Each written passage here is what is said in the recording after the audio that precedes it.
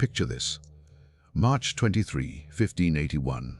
The streets of Kyoto, Japan's ancient capital, grind to a complete halt. Thousands of people pour out of shops and homes, climbing on rooftops, pushing through crowds, desperate to catch a glimpse of something they've never seen before.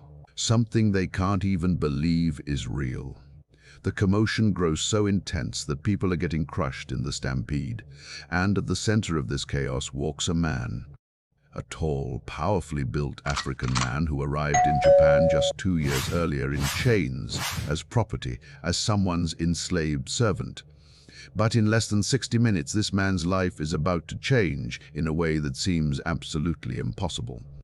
He's about to meet the most powerful warlord in Japan, a man who controls armies, who's reshaping an entire nation through blood and innovation. And that warlord, Oda Nobunaga, is about to do something that will shatter every rule of one of history's most rigid societies. He's about to transform an enslaved African into a samurai warrior, the first foreign-born black man to ever achieve this status in Japanese history. But here's the question that haunted historians for centuries. How did Nobunaga, a man known for his brutal efficiency and calculated decisions, look at an enslaved foreigner and see not just curiosity, not just novelty, but a warrior worthy of the sword, the house, and the stipend reserved only for Japan's elite fighting class? What did he see in those first moments that made him break centuries of tradition? Stay until the end. The answer reveals something profound about how transformation happens, about the precise moment when one person's vision can rewrite another person's destiny, and why the barriers we think are impossible might actually be more fragile than we imagine. To understand just how impossible Yasuke's transformation was, we need to go back to where it started. Not in the gleaming courts of Japanese warlords, but in the brutal machinery of the Portuguese slave trade that connected Africa to Asia in the 16th century.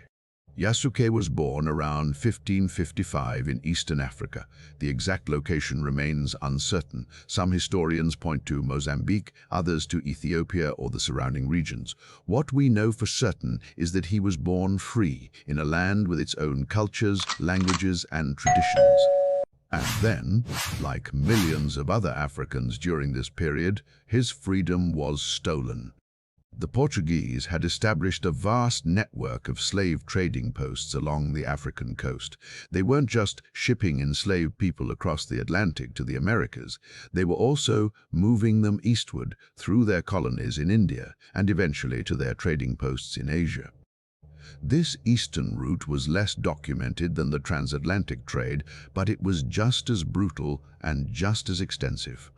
Portuguese ships would depart from ports in Mozambique, sailing up the East African coast to collect enslaved people from various trading posts.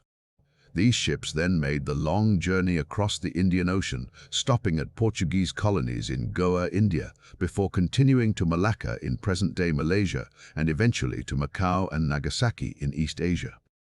The journey could take months, sometimes over a year, depending on monsoon winds and trading stops along the way. The conditions on these ships were horrific. Enslaved people were packed into cargo holds with minimal space, inadequate food and water, and no sanitation. Disease spread rapidly in these conditions. Many didn't survive the journey. Those who did arrived traumatized, weakened, and completely displaced from everything they'd known. We don't know the specific circumstances of Yasuke's enslavement. We don't know if he was captured in a raid, sold by rival groups, or taken as a prisoner of war. What we do know is that by 1579, Yasuke found himself in the service of Alessandro Valignano, an Italian Jesuit priest who held one of the most important positions in the Catholic Church's Far East operations. Valignano was the visitor, the inspector of all Jesuit missions from India to Japan. He was responsible for overseeing the church's entire operation across Asia, which meant he traveled constantly through territories that could be dangerous for a European missionary. He needed someone who could serve as both valet and bodyguard, someone physically imposing enough to deter potential threats. Yasuke filled that role perfectly. Historical accounts describe him as exceptionally tall, likely over 6 feet, which was remarkable in an era when the average Japanese man stood around 5 feet 3 inches. He was powerfully built, with the kind of physical presence that commanded attention and respect, perfect for protecting a high-ranking priest traveling through uncertain territories. But he was also property, a servant with no freedom, no rights, no control over his own destiny. His life belonged to Valignano, and his future depended entirely on the whims of his master. In 1579, Valignano decided to travel to Japan. The Jesuits had been working there for 30 years already, trying to spread Christianity in a land that was tearing itself apart. This was the Sengoku period, the age of the country at war. For over a century, Japan had been fractured into dozens of territories controlled by daimyo, powerful feudal lords who commanded private armies and fought constantly for land, resources, and power. The Jesuits saw opportunity in this chaos. They could offer trade connections with Portugal, access to European goods and weapons, especially firearms, in exchange for permission to build churches and convert Japanese people to Christianity. Some daimyo welcomed them, others tolerated them. A few saw them as useful tools in their own power struggles. When Valignano's ship arrived in Kyushu, the southern island of Japan, Yasuke stepped onto soil that would change his life forever. But he had no way of knowing that yet. He was still a servant, still bound to Valignano's service, still living in the shadow of someone else's mission. For nearly 2 years, Yasuke traveled with Valignano through Japan. They moved from one Jesuit mission to another, from one daimyo's territory to the next. Valignano was conducting inspections, meeting with local Jesuit priests, negotiating with Japanese lords, trying to strengthen the church's position in this complex and dangerous political landscape. And during those 2 years, something remarkable happened. Yasuke started learning Japanese. Not just a few words for basic communication, he became fluent. Fluent enough to have real conversations, to understand nuance, to express complex ideas. Think about what that means. Japanese is one of the world's most difficult languages for non-native speakers. It has 3 writing systems, complex levels of politeness built into the grammar, and pronunciation that can be challenging for foreigners. And Yasuke was learning it while serving as a bodyguard and valet with no formal instruction, probably picking it up through daily interactions with Japanese people he encountered. He would have heard Japanese spoken in the streets, in the markets, in the courts of the daimyo they visited. He would have listened to Valignano's translators, to the Japanese converts who worked with the Jesuits, to the servants and guards and merchants they encountered. And somehow he absorbed it. He learned not just to understand, but to speak, to communicate, to express himself in this foreign tongue. This wasn't just impressive. This was evidence of something deeper: intelligence, adaptability, the kind of quick learning and mental flexibility that would later prove crucial to his transformation. Because becoming a samurai wasn't just about physical prowess. It required understanding a complex culture, navigating intricate social hierarchies, mastering new skills and customs. And Yasuke was already demonstrating that he had the capacity for that kind of learning. But there was something else happening during these 2 years. Yasuke was also learning about Japan itself, about how the society worked, about the rigid class system that governed every interaction, about the samurai who formed the warrior elite, about the codes of honor and behavior that defined Japanese culture. He would have seen samurai in the streets, recognized by their distinctive hairstyles, their 2 swords, their bearing and manner. He would have observed how other people deferred to them, how they moved through society with authority and privilege. He would have noticed the rituals, the formality, the precise etiquette that governed every social interaction. And perhaps, during those 2 years, something began to form in his mind. Not a plan exactly, because how could an enslaved African plan to become a samurai? But maybe an understanding, maybe a sense of what was valued in this culture. Maybe a recognition that strength and bearing and intelligence could matter here in ways they couldn't in the Portuguese colonial system that had enslaved him. In March 1581, Valignano decided to travel to Kyoto to meet with Oda Nobunaga. This wasn't a casual visit. Nobunaga was the most powerful man in Japan, and he was reshaping the country through a combination of military genius and ruthless innovation. If you wanted to operate in Japan as a foreigner, you needed Nobunaga's permission. You needed his approval. Valignano brought Yasuke with him, and the moment they entered Kyoto, everything changed. News of Yasuke's presence spread through the city like wildfire. Remember, this was 16th century Japan. The Japanese people had encountered some Europeans by this point, Portuguese traders and Jesuit missionaries, but they had never seen a black African before. Never. The contrast was so striking, so completely outside their experience, that many people literally couldn't believe what they were seeing. When word got out that there was a man with dark skin walking through their streets, thousands of people flooded out to see him. Not dozens, not hundreds, thousands. They poured out of shops and homes. They climbed onto rooftops to get a better view. They pushed through the streets, creating a massive crowd that grew more frenzied by the minute. The crowds grew so large, so uncontrolled, that people were getting injured in the crush. Bodies pressed together, people stumbling and falling. The commotion was so intense, so unprecedented, that it reached Nobunaga's ears before Valignano even arrived for his official audience. And Nobunaga, being Nobunaga, immediately wanted to see this phenomenon for himself. He sent word that Valignano should bring this remarkable servant to the castle immediately. On March 23, 1581, Yasuke was brought before Oda Nobunaga, and what happened next reveals everything about why this particular warlord, out of all the powerful men in Japan, was the one who could see past centuries of tradition. Nobunaga looked at Yasuke and didn't believe what he was seeing. He thought the dark skin was ink, paint, some kind of trick or deception, so he did something that must have been both humiliating and terrifying. He ordered Yasuke to strip to the waist. He ordered his servants to try to wash off what he assumed was artificial coloring. Imagine that moment. You're standing before the most powerful warlord in Japan, a man known for his brutality, a man who could order your death with a word. And he's having people scrub your skin because he thinks you're not real.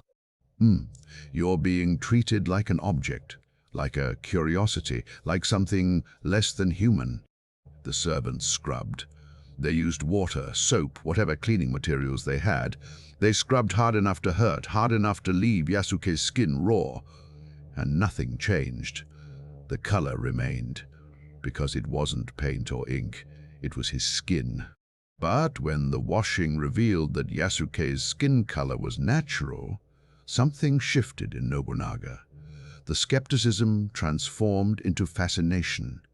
Because Nobunaga wasn't like other daimyo. He wasn't bound by tradition. He wasn't interested in doing things the way they'd always been done. Nobunaga was known as the king of innovation. He was the first Japanese warlord to use firearms on a massive scale, completely changing how battles were fought. Traditional samurai warfare had been dominated by sword fighting, archery, and cavalry charges. Nobunaga saw that firearms could render those traditional methods obsolete. He trained entire units of soldiers in musket warfare, using them in coordinated volleys that devastated enemy forces. He promoted people based on ability rather than birth, which was revolutionary in a society obsessed with bloodlines and heredity. One of his most successful generals, Toyotomi Hideyoshi, came from peasant origins. In traditional Japanese society, a peasant could never become a samurai, let alone a general. But Nobunaga saw Hideyoshi's talent and promoted him based on merit. He fostered free trade, breaking the monopolies that guilds and temples had held for centuries. He challenged the power of Buddhist monasteries that had grown too political and too wealthy, even burning down the monastery complex on Mount Hiei when the monks there opposed him. He actively sought out new ideas from foreign sources, welcoming Jesuit missionaries not just for their religion but for the knowledge and technology they brought. The Jesuit missionary Louis Froy, who documented these events in his letters back to Europe, described Nobunaga as a man who was open-minded and loving to learn new things. But Froy also described him as ruthless, brutal, and vindictive. He was a man of contradictions, capable of incredible vision and terrible violence, the kind of leader who could see potential where others saw only impossibility, but who would also burn entire temples full of monks if they opposed him. When Nobunaga looked at Yasuke after the washing, he saw something that intrigued him beyond mere curiosity. According to Froy's account, Nobunaga was genuinely impressed, not just amused or entertained. Impressed.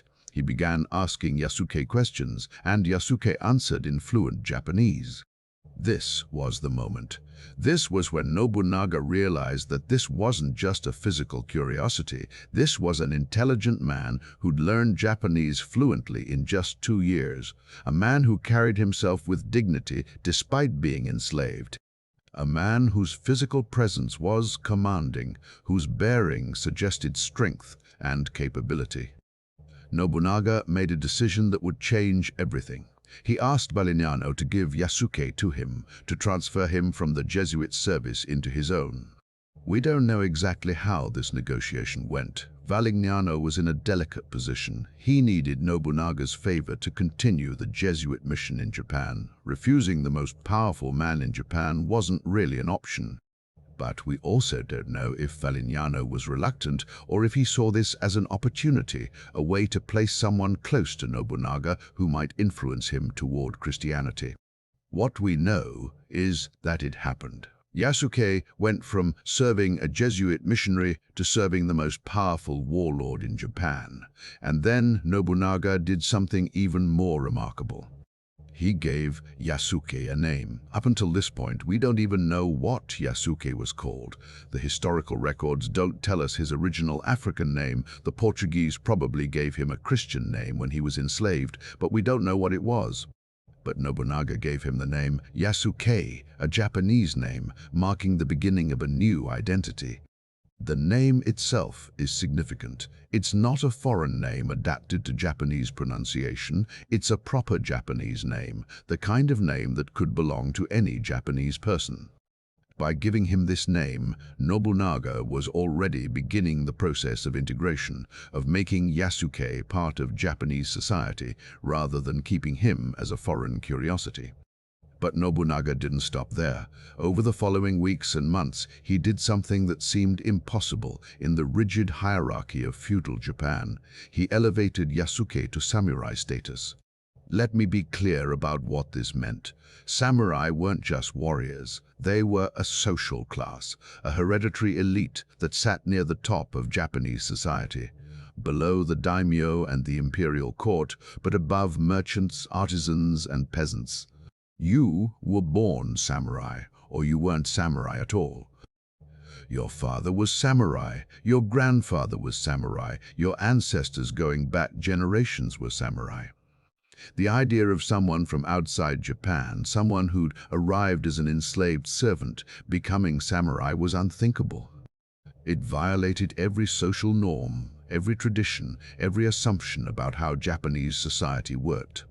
But Nobunaga gave Yasuke the 3 things that confirm samurai status. He gave him a sword, not just any sword, but a katana, the weapon that symbolized samurai identity.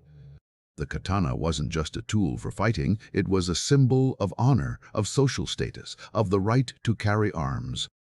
Only samurai were allowed to wear the katana. It was illegal for anyone else to carry one. He gave him a house, a residence of his own. This wasn't just shelter. This was property, a physical marker of status and independence. Samurai had their own residences, often within or near their lord's castle complex. By giving Yasuke a house, Nobunaga was establishing him as a permanent member of his household, not a temporary curiosity. And he gave him a stipend, a regular payment that established him as a retainer, a formal member of Nobunaga's military household. This stipend would have been measured in koku, units of rice that represented both payment and status.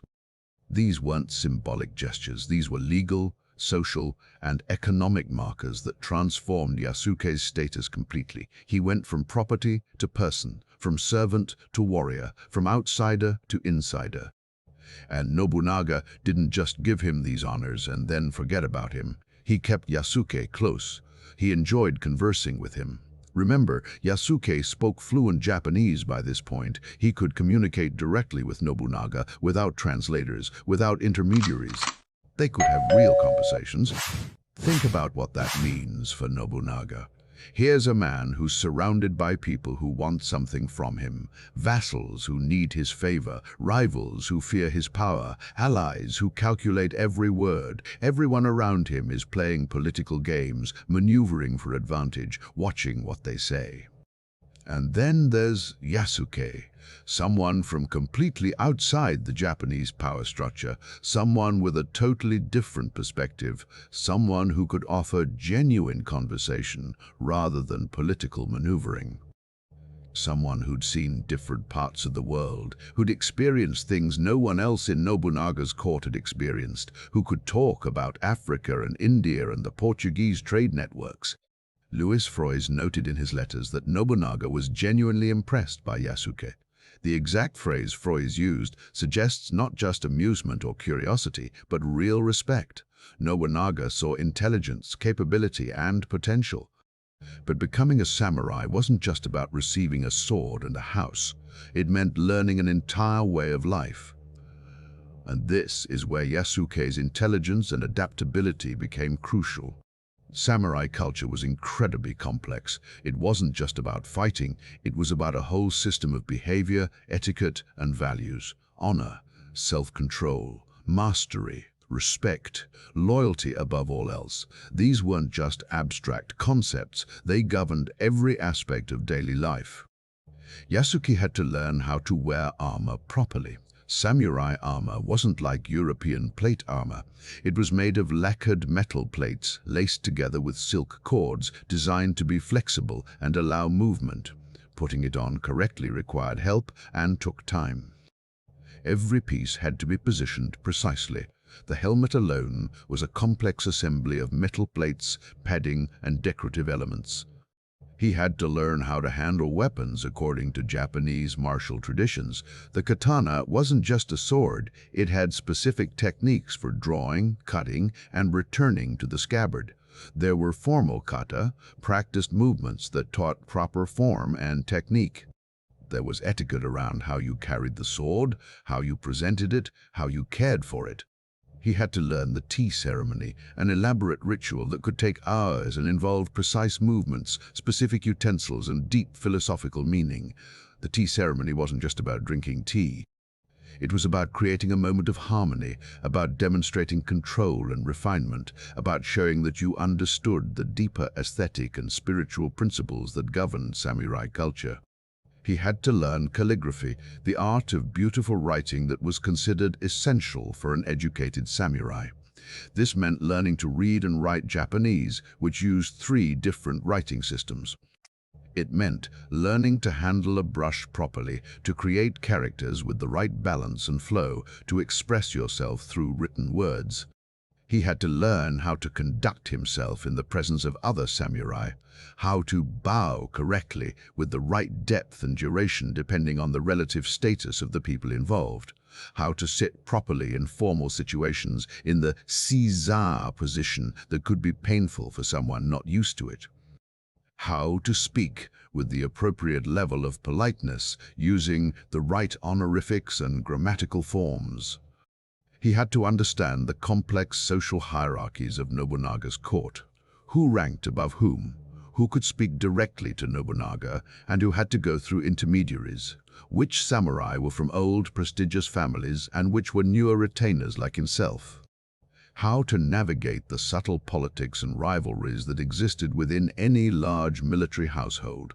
And he had to do all of this while being visibly, obviously different from everyone around him, while being the only black African in a society that had never encountered black Africans before, while carrying the knowledge that he'd arrived in chains just 3 years earlier.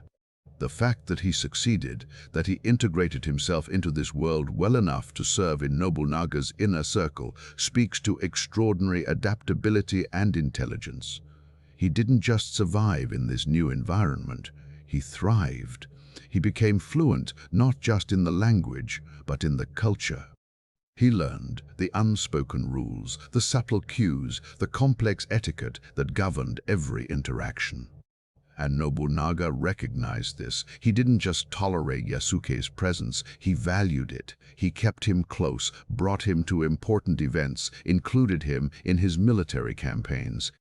In March 1582, just about a year after their first meeting, Nobunaga launched a campaign against the Takeda clan. The Takeda had been one of the most powerful families in Japan, legendary for their cavalry and military prowess. Their leader, Takeda Shingen, had been one of the few daimyo who could match Nobunaga in military skill, but Shingen had died years earlier, and his son Katsuyori was struggling to maintain their position. Nobunaga saw an opportunity to crush them completely. He assembled his forces and marched into Takeda territory, and Yasuke went with him. This wasn't ceremonial. This was an active military campaign. Nobunaga was bringing his samurai retainers, his most trusted warriors, the men he relied on in battle, and Yasuke was among them. The campaign moved quickly. Nobunaga's forces were well-trained, well-equipped, and numerous. The Takeda, weakened by years of conflict and poor leadership, couldn't mount effective resistance. Castle after castle fell to Nobunaga's army. The campaign culminated at the Battle of Tenmokuzan. The Takeda forces made their last stand, but they were overwhelmed. Nobunaga's troops, using their superior firearms and tactics, destroyed the Takeda military power. Katsuyori, seeing the battle was lost, committed seppuku rather than face capture. It was a decisive victory, one of the final major obstacles to Nobunaga's goal of unifying Japan under his control. The Takeda clan, which had been a major power for generations, was effectively ended as a political force. And Yasuke was there. He accompanied Nobunaga throughout the campaign. After the victory, he traveled with Nobunaga as they inspected the former Takeda territories, as Nobunaga installed new administrators and redistributed the conquered lands to his loyal vassals. The historical records don't give us detailed accounts of Yasuke's specific combat actions during this campaign. We don't have descriptions of him fighting individual battles or performing specific feats of arms. But his presence on this campaign tells us something crucial. Nobunaga brought him along as part of his military retinue. He trusted him enough to have him there during active military operations. He saw him as a warrior, not just a curiosity or companion. If this story of breaking impossible barriers and achieving the unthinkable inspires you, hit that like button to help others discover what's possible when someone sees past the limitations society imposes. After the victory over the Takeda, Nobunaga was at the height of his power. He controlled most of central Japan. His rivals were defeated or cowed. Unification seemed within reach. He was planning his next moves, preparing to extend his control even further. Yasuke had been a samurai for approximately 1 year at this point. 1 year of living in Nobunaga's household, of serving as a warrior, of being part of the inner circle of the most powerful man in Japan. 1 year of proving that the transformation was real, that he belonged, that he could function as a samurai despite coming from completely outside Japanese society. But transformation stories don't always have happy endings, and Yasuke's story was about to take a dark turn. On June 21st, 1582, Nobunaga was staying at Honnoji Temple in Kyoto with a small group of followers. He was traveling light without his main army, on his way to support one of his generals in another campaign. It should have been a routine stop. Nobunaga had stayed at Honnoji before. It was a secure location in the heart of Kyoto. But one of Nobunaga's senior vassals, a man named Akechi Mitsuhide, had been planning betrayal. We still don't know exactly why. Some historians think Mitsuhide felt insulted by Nobunaga, who was known for his harsh treatment of subordinates who disappointed him. Others think Mitsuhide feared for his own position, worried that Nobunaga was planning to transfer him to a less prestigious territory. Still others suggest political motivations, that Mitsuhide saw an opportunity to seize power for himself. Whatever the reason, Mitsuhide saw an opportunity. Nobunaga was vulnerable, separated from his main forces with only a small retinue of about 30 followers. Mitsuhide commanded an army of thousands. The odds were overwhelmingly in his favor. In the early morning hours, Mitsuhide's forces surrounded Honnoji Temple. Thousands of troops against Nobunaga's small retinue. Yasuke was there. He was one of those 30 people with Nobunaga when the attack began. The fighting was fierce but hopeless. Nobunaga's men were vastly outnumbered. They fought to defend their lord, but they couldn't hold back Mitsuhide's army. The temple was surrounded. There was no escape. No reinforcements were coming. Nobunaga, realizing the situation was lost, made the decision that samurai culture demanded. Rather than be captured, rather than give his enemy the satisfaction of taking him alive, he committed seppuku. Ritual suicide. He retreated to an inner chamber of the temple. He performed the ritual correctly, cutting his own abdomen in the prescribed manner.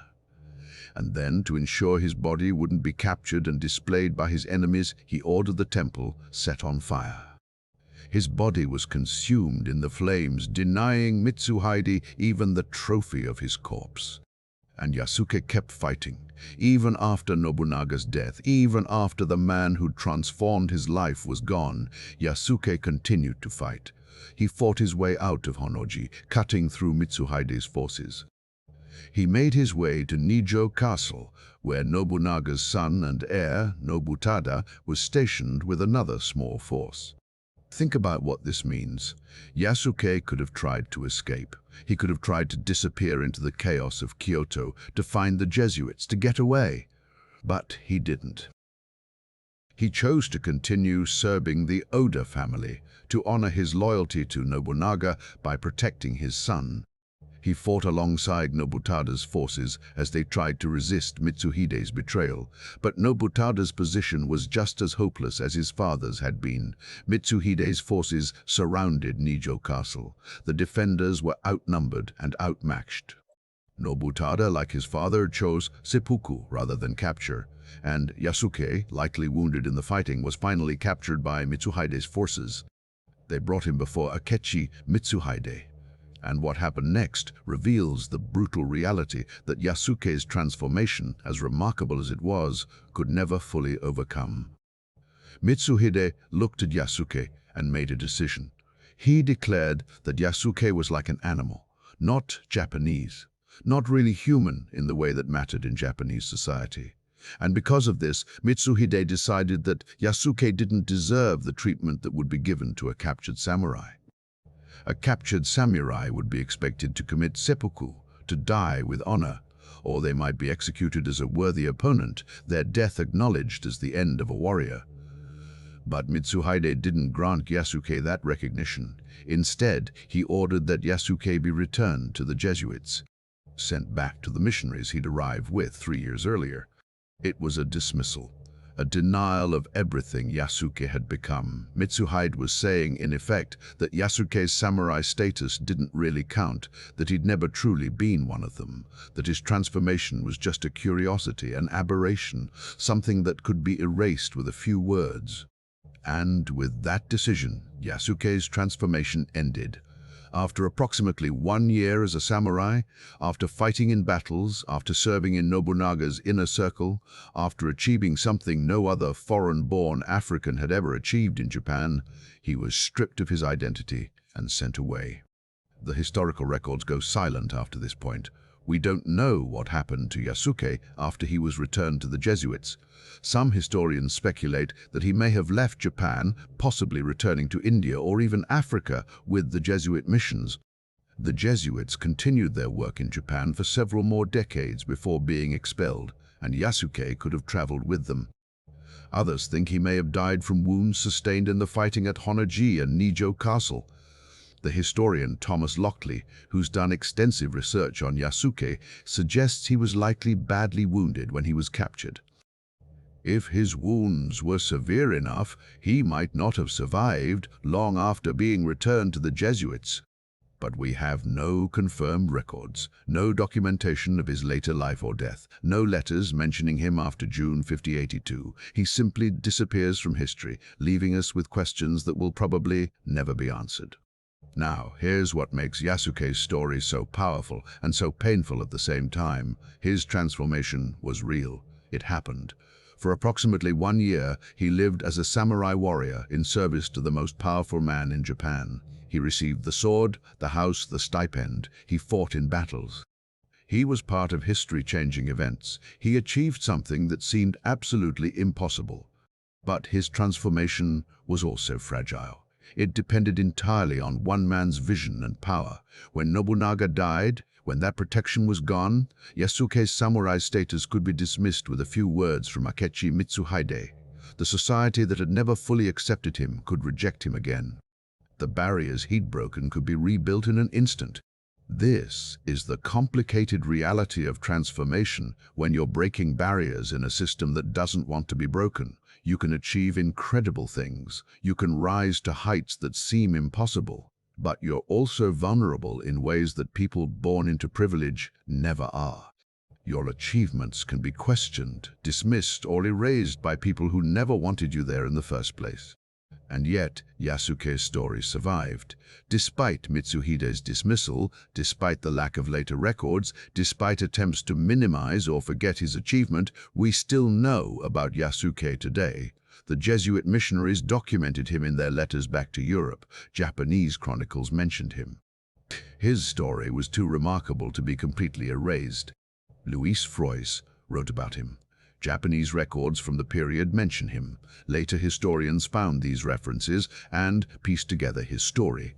And in recent years, scholars like Thomas Lockley have done extensive research to understand who Yasuke was and what his achievement meant. His story has inspired books, documentaries, and even plans for films. People around the world know about the African man who became a samurai. His transformation, brief as it was, proved something that needed to be proven, that the barriers weren't as absolute as they seemed. That transformation was possible even across the most rigid social boundaries. Remember that question I asked at the beginning? How did Nobunaga look at an enslaved foreigner and see a warrior worthy of samurai status? What did he see that made him break centuries of tradition? Here's the answer, and it's not what most people expect. Nobunaga didn't see Yasuke's potential in spite of his background. He saw it because of who Nobunaga himself was. Nobunaga was a man who built his power by breaking rules, by ignoring tradition when it got in his way, by promoting ability over birth. He was known for elevating talented people from humble origins to positions of power, which was revolutionary in feudal Japan. When Nobunaga looked at Yasuke, he wasn't seeing an enslaved African. He was seeing someone who'd survived the brutality of the slave trade, who'd learned a difficult foreign language fluently in just 2 years, who carried himself with the physical presence and bearing of a warrior, who could hold intelligent conversations, who showed adaptability and strength. Nobunaga saw those qualities because he was looking for them, because his entire approach to power was based on finding and using talent wherever it existed, regardless of where it came from. He'd promoted peasants to generals, he'd given power to merchants, he'd allied with foreigners. He was constantly breaking the rules of traditional Japanese society because those rules got in the way of what he was trying to achieve. But here's the deeper insight, and this is what makes Yasuke's story relevant today. Transformation at this level requires 3 things working together. First, it requires the person transforming to have genuine ability and determination. Yasuke had extraordinary intelligence, physical capability, and the willingness to adapt to a completely foreign culture. Second, it requires someone with power to create the opportunity. Nobunaga had the authority to grant samurai status and the willingness to use it. And third, it requires the courage to attempt something that seems impossible, knowing you might fail, knowing that even if you succeed, your achievement might not be permanent. Think about the specific moments in Yasuke's journey. The moment when he decided to learn Japanese, really learn it fluently, even though he was enslaved and had no guarantee it would ever benefit him. That was agency. That was him choosing to develop himself even in circumstances where he had almost no control. He couldn't control his enslavement. He couldn't control where Valignano took him. But he could control whether he learned the language, whether he paid attention to the culture, whether he prepared himself for opportunities he couldn't even imagine yet. The moment when Nobunaga ordered him stripped and washed, testing whether his skin was real. That could have been the end. That could have been pure humiliation followed by dismissal. Yasuke had to stand there, had to endure being treated like an object, like something less than human. But he maintained his dignity. He didn't resist or protest. He let them discover the truth. And when they did, when Nobunaga's skepticism transformed into fascination, Yasuke was ready. He could speak Japanese. He could communicate directly. He could show that he was more than just a physical curiosity. The moment when he received his sword, his house, his stipend, that was the official transformation, the legal and social recognition that he'd become something new. But it was also a commitment. Accepting those gifts meant accepting the responsibilities of samurai status.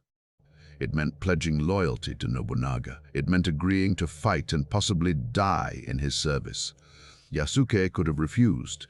He could have asked to return to the Jesuits, but he accepted. He chose the transformation, knowing what it would require. The moment when he rode out with Nobunaga's army to face the Takeda clan. That was the proof, the demonstration that his samurai status wasn't ceremonial but real. He was going into battle. He was risking his life. He was functioning as an actual warrior, not just a companion or curiosity. And he succeeded. He survived the campaign. He proved he belonged. And the moment when he kept fighting after Nobunaga's death, when he fought his way to Nobutada, when he continued to honor his loyalty even after the man who'd transformed his life was gone. He'd internalized the values. He understood what it meant to be samurai, loyalty unto death, honor above survival, service to your lord even when the cause is lost. Each of these moments teaches us something about transformation, about courage, about vision, about the reality of breaking barriers, about the fragility of achievement when you're the first, when you're the only, when you're challenging a system that's been in place for centuries. Yasuke's story is ultimately about possibility, about what becomes achievable when extraordinary ability meets extraordinary opportunity, about how far someone can rise when they refuse to be limited by their circumstances and when they find someone willing to see their potential. We don't know how Yasuke's story ended. We don't know if he ever made it back to Africa, if he lived out his days with the Jesuits, if he died from his wounds after Honnoji. History doesn't give us that closure. But maybe that's fitting. Because transformation isn't really about the ending. It's about the journey. It's about what becomes possible in the space between where you start and where you end up. It's about the moment when someone looks at you and sees not what you are, but what you could become. Yasuke lived that moment. For approximately 1 year, he was a samurai warrior in service to the most powerful man in Japan. He fought in battles that shaped Japanese history. He witnessed the pivotal moments of Japan's unification. He achieved something that no other foreign-born African had ever achieved. And even though his samurai status was taken from him, even though he disappeared from the historical record, even though we don't know his final fate, his transformation happened. It was real, and it proved that the barriers we think are impossible might actually be more fragile than we imagine. So here's my challenge to you. What transformation are you avoiding because it seems impossible? What barrier are you not challenging because you've been told it can't be broken? What potential are you not pursuing because you don't fit the traditional mold? Yasuke's story says that impossible barriers can be broken, that someone can go from enslaved to samurai in 3 years, that transformation that seems unthinkable can happen. But it also says that breaking barriers requires everything you have, your intelligence, your adaptability, your courage.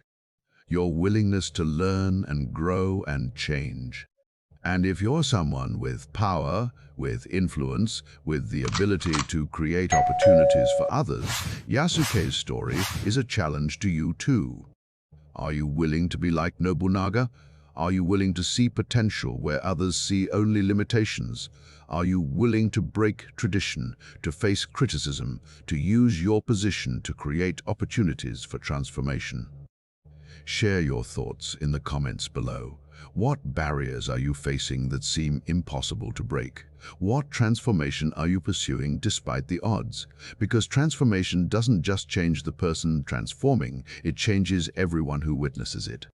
It changes what people believe is possible. Yasuke proved it over 400 years ago. Now it's your turn.